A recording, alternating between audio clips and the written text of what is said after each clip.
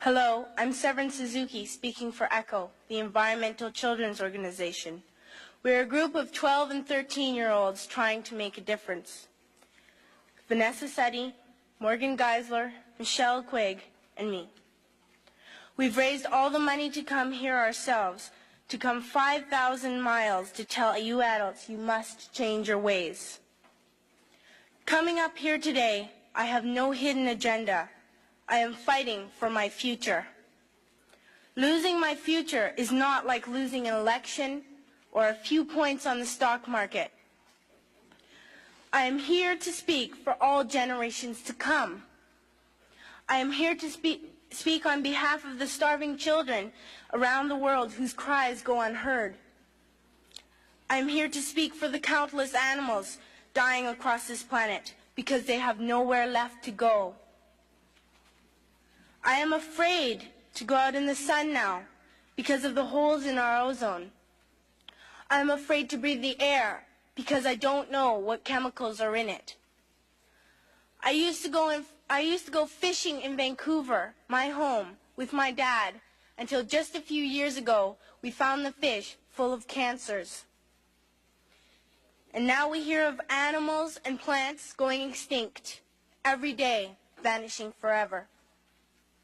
In my life, I have dreamt of seeing the great herds of wild animals, jungles and rainforests full of birds and butterflies, but now I wonder if they will even exist for my children to see. Did you have to worry of these things when you were my age?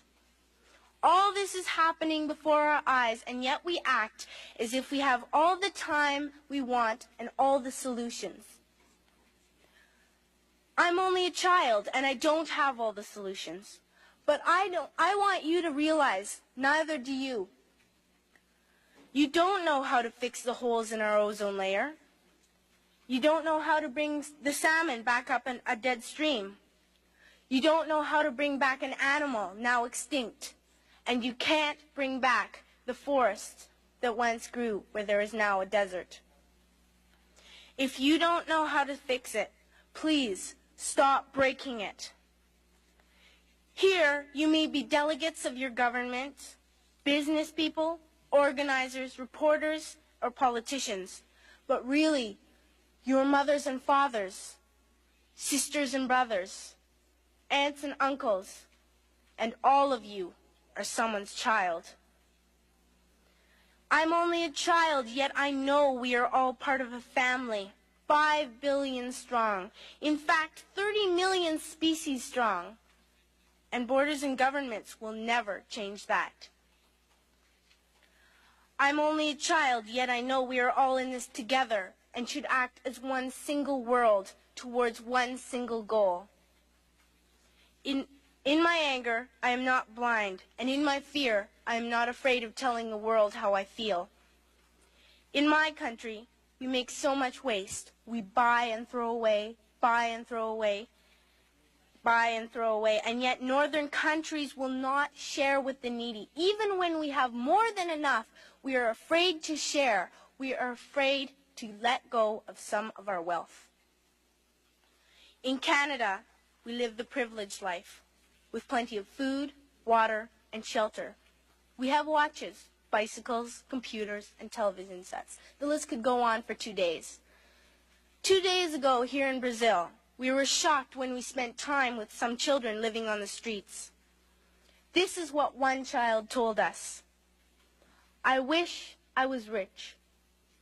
And if I were, I would give all the street children food, clothes, medicines, shelter, and love and affection.